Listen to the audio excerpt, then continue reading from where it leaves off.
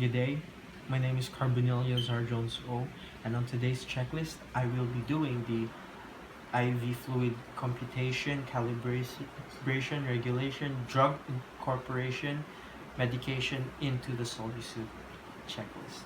But before doing the checklist, we're going to be We're going to first introduce ourselves to the client to give the client assurance and assure the client that all data that's going to be collected shall only stay within the healthcare team. Now, we're gonna have to check before doing that. We're gonna perform the assessment. First assessment is we're gonna counter check the written doctor's orders. The written doctor's orders, which is the type of solution that's gonna be given, the route of administration, the rate of infusion, the duration of infusion over time in which infusion is to be completed, and physician signature. Now next is we're gonna have to make a IV label which consists of the name of the patient, the room number, location, the type of solution, the rate, and the nurse signature. Now, first thing that we're going to be doing is we're going to be assessing the client's medical history, which what type of IV fluid or medication that we're going to be using on the patient, and what the patient needs. Next is we're going to do is assess the compatibility of the medication of the patient, because there are some cases where some medications can have adverse effects where it can cause allergies, so what and so forth. Next is so that's the one of the important reasons why we should always check the medicine if it has adverse effects to our client. Next is we're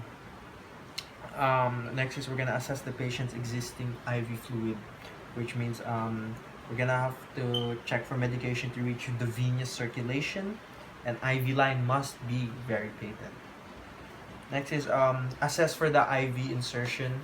Ito na yung We're going to be checking for signs of infiltration, for phlebitis, redness, pallor, swelling, and confirmation of placement of IV needle or catheter, or integrity of surrounding tissue to ensure the medication is administered safely. Now, we're going to be checking the history of drug allergies of our client, because there might be some medication that we may be giving to the client that the client may be allergic to. And next is we're going to be doing is now we're going to be assessing the patient's symptoms before initiating the medication, because there are some cases wherein patients just get sick because they desire for that type of medication, some sort of addiction. So we're going to have to check, we're going to have to assess the patient if they have that type of problem. And from there we're going to start our planning, and upon planning we are going to have to have we have 4 expected outcomes that's supposed to happen. The first outcome is patient's gonna experience no adverse reactions to the medication. Next is medication infuses with desired time frame. Next is a patient's IV site remain intact without any signs of swelling, inflammation, symptoms, pallor, etc. Next is patient is able to explain the medication purpose, action, side effects, and also the dosage. And now we're gonna start the implementation. For the materials needed, I already collected the things that I need. First is I have the black and red ball pens. Next is the tapes, the micropore and transpore. And next is the IV solution, which we assume that it's a 500 cc, though it's 1 liter. Next is I have a 3 cc and a 5 cc syringe, as you can see. And we've got cotton balls soaked in alcohol. And this is our medicine tray. And this is what we're going to be using on the IV. See, it's already installed. It's already in this part. I already calculated the dosage of the medicine to be given, the flow rate, the volume per hour, and the duration of hours. So for our next procedure, we're going to be calibrating the IV fluid, but in my given situation, it was a 500 cc, but since I do not have a 500 cc, let's assume that this 1 liter is a 500 cc. before using, we're going to be using this tape to start, and we're going to start calibrating. Get the tape. Okay. Now remember, we'll assume that this is a 500 cc bottle. So we're going to be skipping 2 lines just to make it let's just assume that this is a 500 cc bottle. So first, since what was given in my calculated time was 5 hours starting from 6, so this is how we're gonna start. Since 6 a.m. is a red marker, I'll put red on that. And on the next hours, it's black onwards. Which 5 hours from 6 a.m.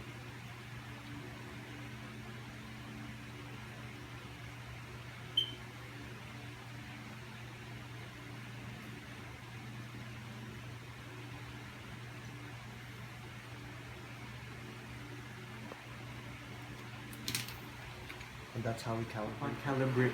After calibration, this is where we're gonna be putting the label, IV label, which consists of the patient's name, the room number, the order given, which is a D5-IMB, and this is the drops per minute that was given to me on the problem, and this is my signature. And we're gonna attach it to the IV.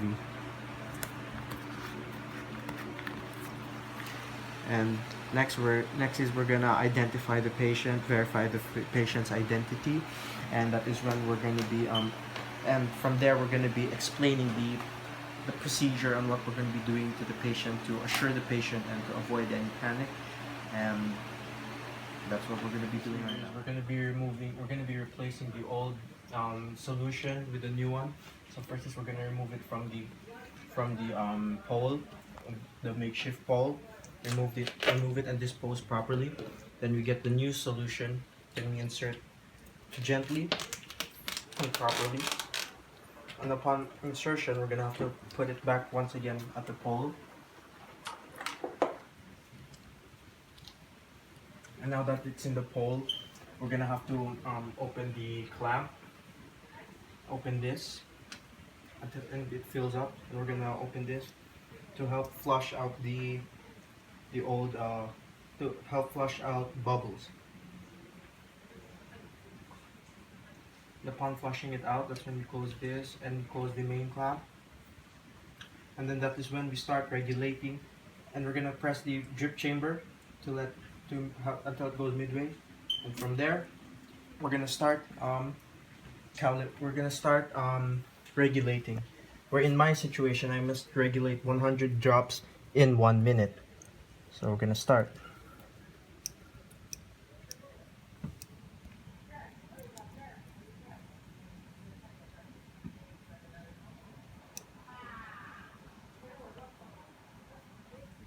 Well, we're gonna start at right now.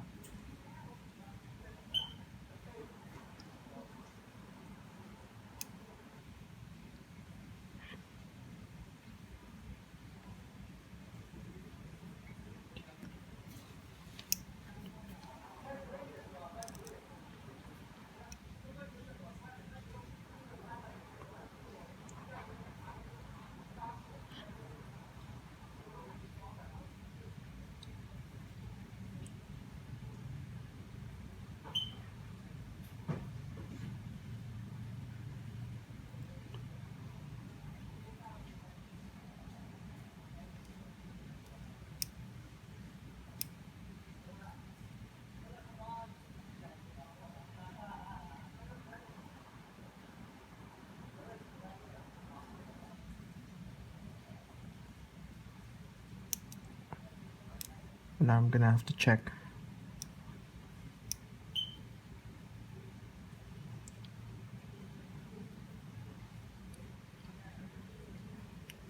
And as you go. And from calibrating, it's since I've given 100, I must at least have 25 drops in 15 seconds. And upon checking, and check in 1 minute. Again, starting now.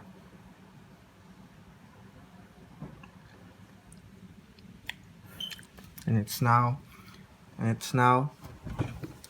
calibrated.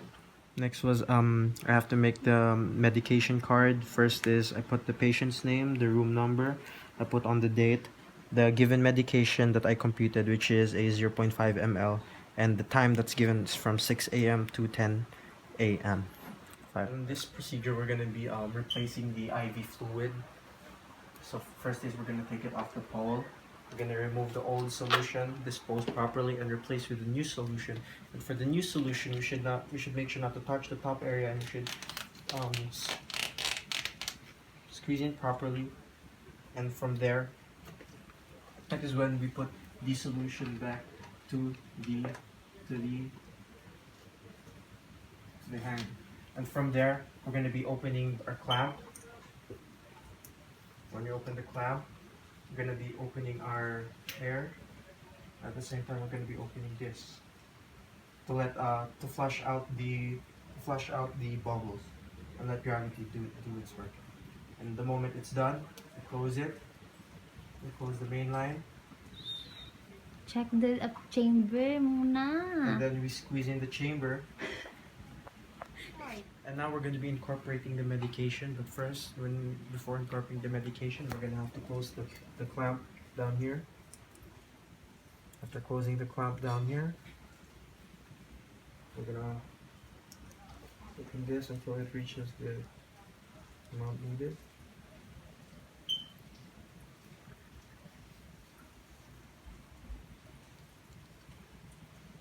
And we're going to close that.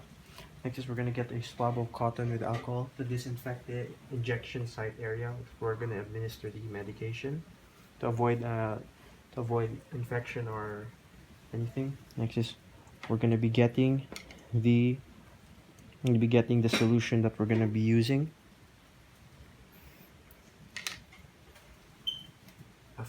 Upon injecting, we're going to be okay. After putting that, we're gonna put it back in. Next is we're gonna mix it. And after mixing, that's when we're gonna open the airway. Upon opening the airway, that's when we're gonna be that's when we're gonna start our regulating. And upon regulating, we're gonna regulate it to the what the medication recommended it to be. And after that, after regulating, that's when we're going to be putting the tag medication ongoing.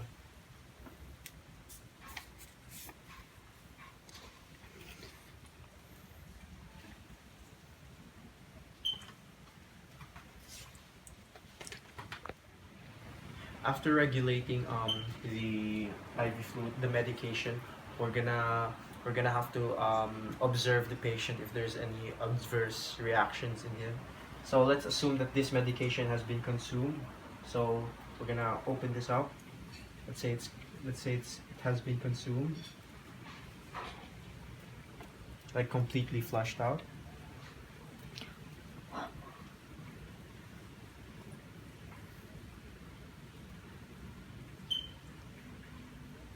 And after that, we're going to be closing this.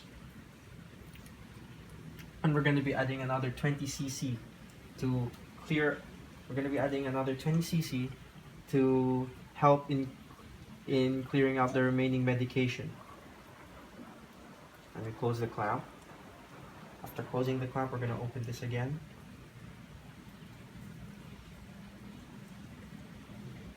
We're going to open this again.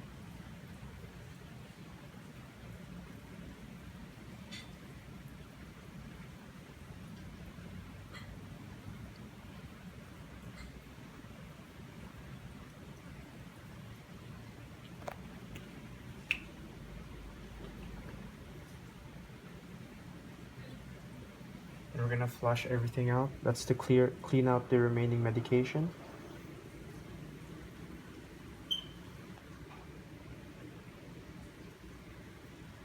And when everything is cleared out,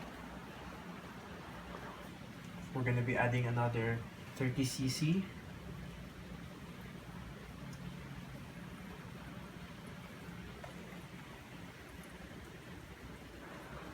gonna close that, and we're gonna be closing the airway. And after doing that, we're gonna be disposing of the materials used by hospital orders.